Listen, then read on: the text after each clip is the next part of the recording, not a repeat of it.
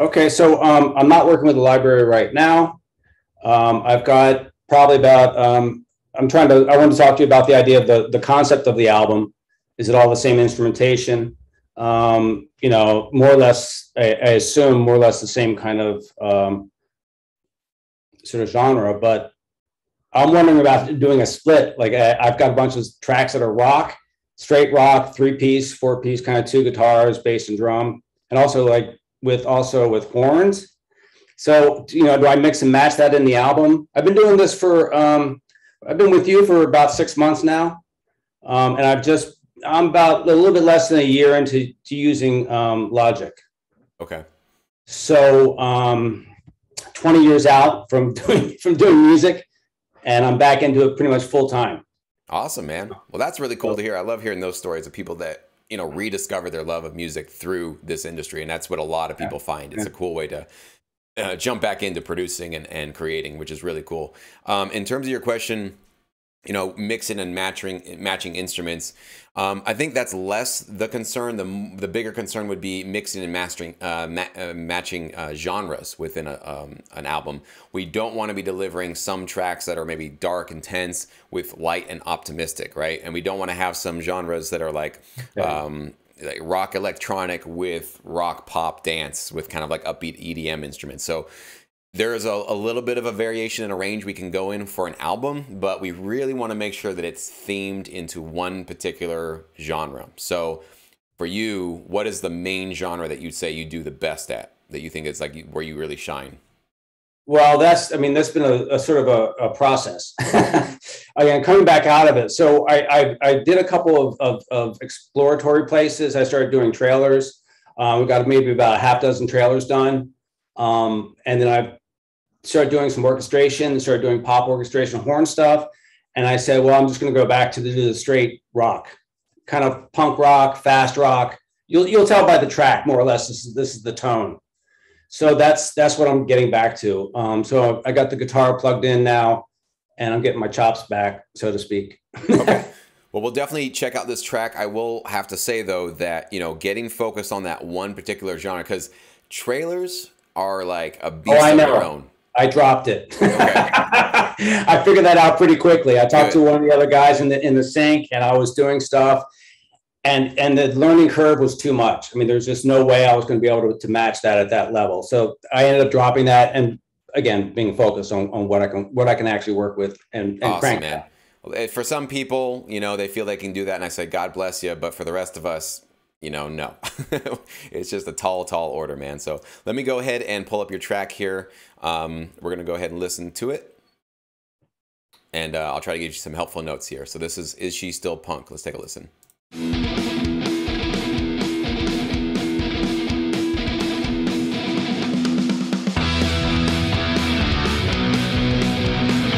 Yeah, I can't hear it, but that's okay. Yeah, you'll see it. I'm recording it, though. You'll hear it.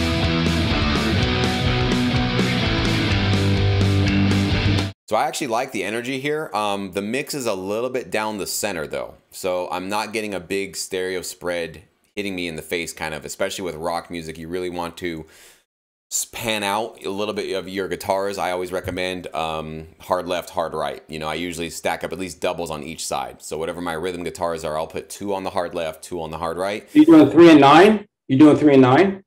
Say it again. You're spreading in 3 and 9? 12's in the middle. I mean, I'm hard all the way over. Yeah, 3 and 9. Yeah. Well, no, no, it would be whatever that is in the clock. I'm basically like I'm taking two tracks and I'm panning them all the way to the left. Gotcha. Doubling them, and then I'm going to double that again and pan those 2 all the way to the hard right. So it's like almost basically you're talking about it's like it was 8 and 4. Yeah, there you go. Yeah, that's right. I think you have a visualization of the clock better than I do. So that's what I recommend. So I'm hearing a lot of the mix here just kind of come down towards the center. And what happens is when it's all kind of in the center, there's not a lot of a impactful feeling from the track. It kind of feels like it's behind a wall or something like that because it's not taking full advantage of the stereo spread. So that's a pretty quick fix, easy thing you can definitely do to add a little bit more impact to it for sure. So let me keep going. Oh, the other note I had was the intro didn't quite get me. It didn't quite catch me. I think actually when the music started, that's what actually got me going. Oh, okay, this is going to be fun. The beginning had a lot of sort of like, you know, the kind of the string noise, kind of pluck noise, that sort of a thing. It just wasn't adding much to the track. Personally, what I would do is just scrap that intro and just go right into where you have this cool riff starting. Maybe start with a drum fill, boom, bump, and just go right into it. Because usually you want to just start your track with something that just amps up the energy immediately. Sometimes an intro can do that, and that's the job of an intro. In this case, I actually think that your intro was doing you a disservice. I think it was actually dragging the energy down, and it wasn't until the rest of the riff came in that I was like, ah, okay, so this is where we're going with this track. So in licensing, you usually want to just deliver the goods as soon as possible. So that would be my 2 cents so far, but let me go ahead. Hit a little bit harder right off the bat. Yep, let me keep listening. Here we go.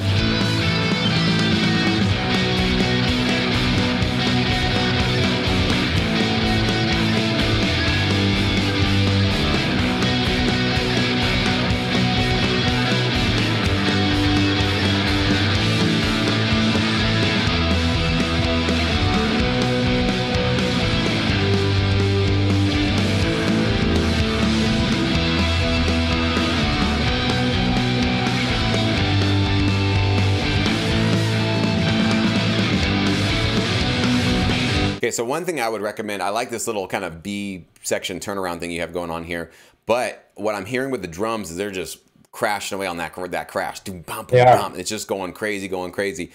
When we never take a break from that, it actually starts to lose its impactfulness because we're hearing it too often. So in some of these breakdown sections, especially this part that starts at...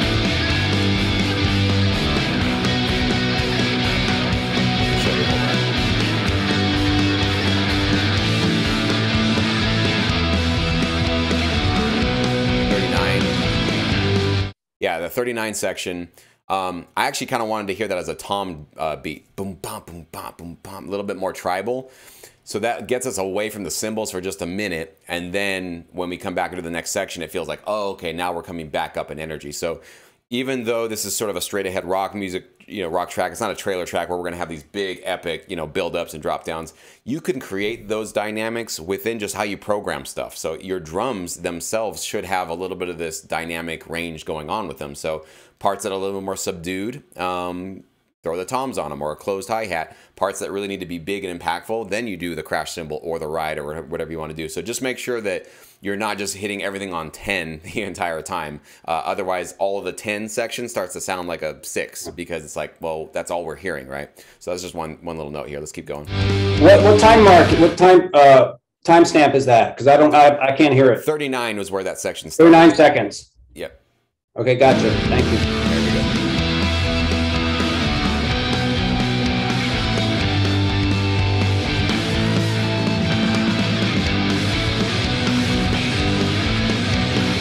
Yeah, see, now 54, we're kind of going to this down, down, down, down, down, down, which is really cool. That's where I want to hear that crash cymbal, and it's working out great. But because we were hearing the crash cymbal before it as well, it loses its impact. Loses its effect, yeah. When it hits, yeah. Here we go.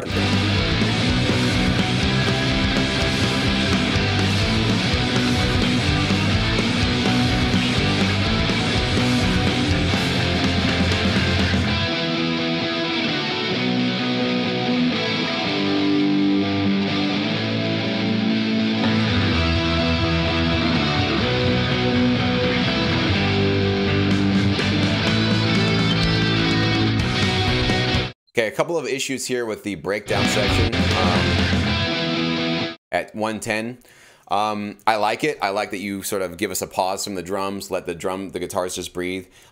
You started the bass coming in. What I think what should have happened at that same moment when the bass came in is you should have had the tom starting to do the build up, bum bum bum bum bum bum bum bum, and then low floor tom build up into it. What's that? Like a low floor tom. Yeah, low floor tom, exactly.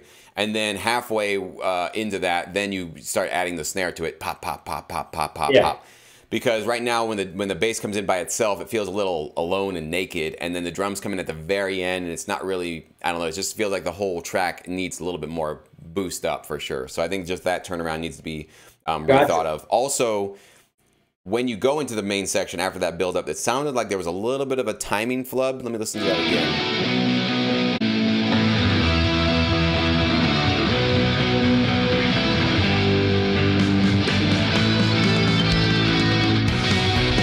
124, 125. It feels like the track stutters for a second. It's just like dun dun dun dun dun dun dun dun dun dun dun dun. There's like a little pause there, so I don't know what happened there in the mix or in the quantizing of your track, but take a look at that little section, 124, 125. It feels a little awkward. I don't know if you were trying to include an extra pause. If you were, you definitely want to make it a little bit more obvious than that. So bump, bump, bump, bump, bump, bump, bump, bump, rest, bump, bump, you know, make it more obvious. That was like sort of a half of a beat, and it just felt like more like a stutter and a mistake rather than an intentional thing. So check that one out for sure. Okay.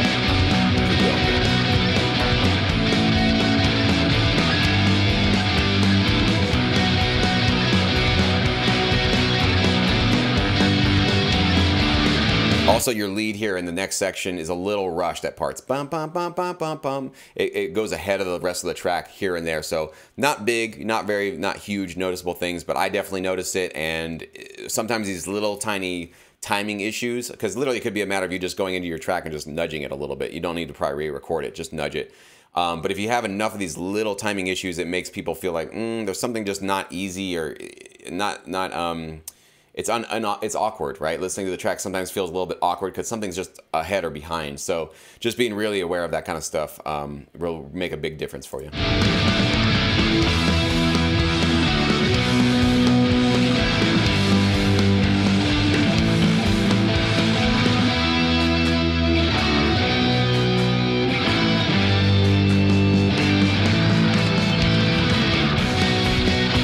That drop down with the claps coming in. The claps felt a little too stereo spread though, and they almost felt like they might have been distorting the mix. So I don't know if that was just the clap sample you're using or just the mix itself, but probably those claps, I would keep those a little bit more down the center actually. They would just be more like replacing the snare essentially, just a snare, you know, kind of spacing right there.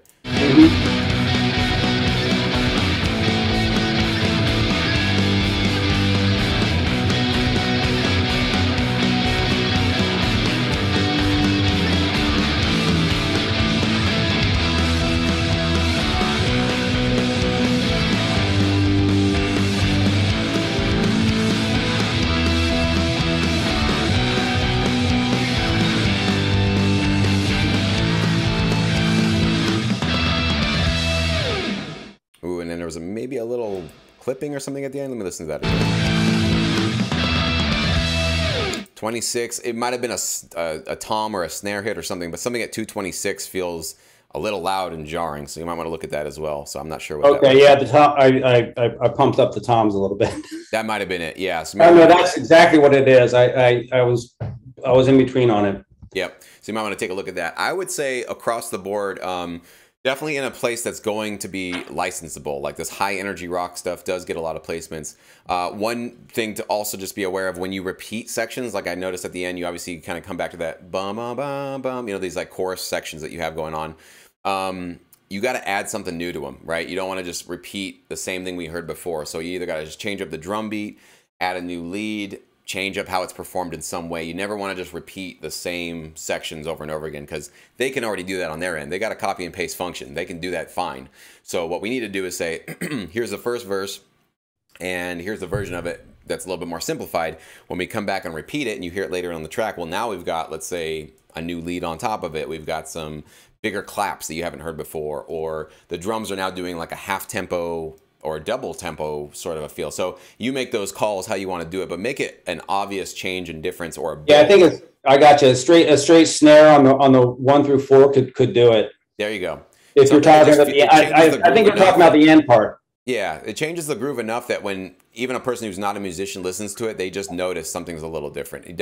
I had another consultation where a student put just like a little pad on top of it, and I said, sorry, and I know, you know, it takes one to know one. That's what I used to do. I was lazy. I would just throw a little pad on top and say, hey, it's different. Technically it is, but if somebody's not a musician, they would just hear that going like, yeah, it's pretty much the same though. So you got to go a little bit extra to change that up, man. So, but yeah, you're going in the right direction. It's just a matter now of fine tuning things. I think getting a more of that stereo spread. Gotcha. And that's pretty much it, man. But you definitely, do you listen to Pennywise at all? No. No, okay. Well, it kind of sounded to me like a little bit of a Pennywise influence, but whatever influences you're using, definitely it's going in a licensable direction. I can tell you that for sure. So, all right, great. Now let's go ahead and segue into a couple other questions. I don't know, you may have brought this up in other videos, but do you have like, do you have your old band tracks that you put in libraries? And what is it, what is the context of like putting in old band tracks that are potentially licensable, assuming that they have a good quality to them? I've got a bunch of remixes on 2 different albums that I've done. And I don't, well, one's actually an EP, the other one is 10 tracks. So I don't know, is it possible to get licensing for those old albums without having to recreate more of the same genre? Yeah, absolutely. I would say if you have tracks from a band, first step is making sure that everybody in the band, whoever is a co-writer with you, is on board with it. You don't want to be throwing music out there and then later it's all me. Oh, okay, cool. Yeah, no, they weren't part of any of the writing. Yeah, I definitely know you can find a home for full songs like that exist. I would say libraries that accept it, it's probably maybe 20 to 30% of them would probably work out. I'd say a better bet for you with that kind of music that's already made, it's kind of got a brand already, is going with a sync agent. So you can just Google search sync agents, and there's plenty of sync agencies. And basically what they do is they represent artists. That's all they do. They usually don't work with like producers and composers like us that are trying to continuously feed a catalog and build up our royalties. They're really more in the business of, they just do custom work. They just get replaced, or they just get, not custom work, but they just get one-off opportunities from their clients.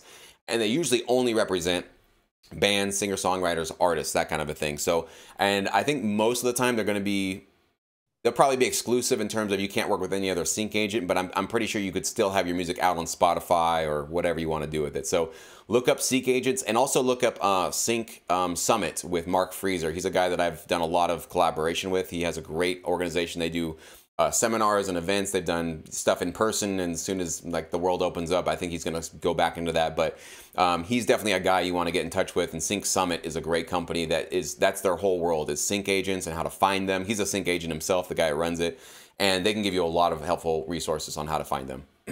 Okay. And then last part. So, you know, some of these, like let's say you're talking about a double spread wide on the rhythm guitar. So you've got 4 tracks of guitar, and that's not even the lead. You've got another 3 or 4 tracks of lead. So you've got potentially eight lines of stems. You could. That's what you put those. You don't have to, but you could. I mean, that's just my formula. I don't usually do 3 lines of a lead though. Sometimes I'll do a lead guitar and then I might double it with another guitar, or I'll double it with like a synth that kind of just sort of like adds some Gotcha. shape to it. But yeah, I mean, but see, I'm programming guitars these days. I'm not plugging things in anymore. So if you're plugging things in, it'll take you a little longer to do that. You know, I personally use Odin to program my guitars, and I use Guitar Rig 5 that gives me my amp sound. So you're not going to know the difference. Most people are not going to know whether or not I plugged it in and struggled for 6 hours getting it right, or I did it for 10 minutes and quantized it and got it right. So you make your choice on how you want to go about that. But yeah, it can be a sort of, if you've seen some of my older rock sessions, my tutorials. Yeah, no, I went through those. Yeah, yeah. I have quite a stack up of guitars, and I, in the beginning, didn't do that. I thought, oh, I'll just have 2 guitars. I'll do one left, one right, and this and that. And then the more that I started producing, I was like, some of these other rock producers are getting bigger sounds. How are they doing it? And the more that I studied what they were doing, I'm like, yeah, you got to stack, you got to double. Like, especially in the rock world, you really got to build it up for sure. All right, great. Well, cool, man. Do you have any last questions?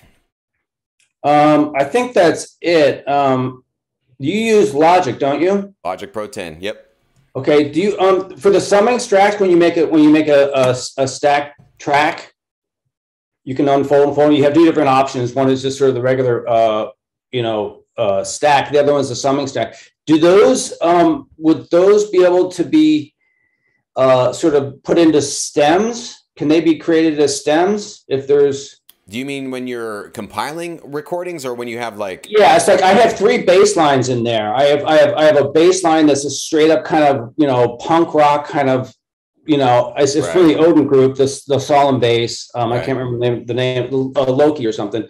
And then I've got 2 other basses. One's an octave lower for a little bit more meat to it, and something in between has sort of a MIDI kind of. It's a synth kind of sound. Oh, you mean when you deliver those to the library? Are they 3 different Yeah. stems? No. Yeah. What do I do? No, usually you just group all those together, because they're probably not going to need, and the reason why you probably put those 3 together is you want it to sound like just one big fat Exactly. healthy bass, right? So yeah, just bounce. That's a great question. Just solo them all out together, bounce it all as one bass, and just call it bass. They don't need to know that there was 3 different tracks and there was this and this. No, it's just bass. That's all they need to know, and that's what you put together. So yeah, that's a great question. All right, great. All right, thanks, bud. All right, thanks, Phil. Appreciate it, man. Best of luck, buddy. Yeah, take care. Thanks.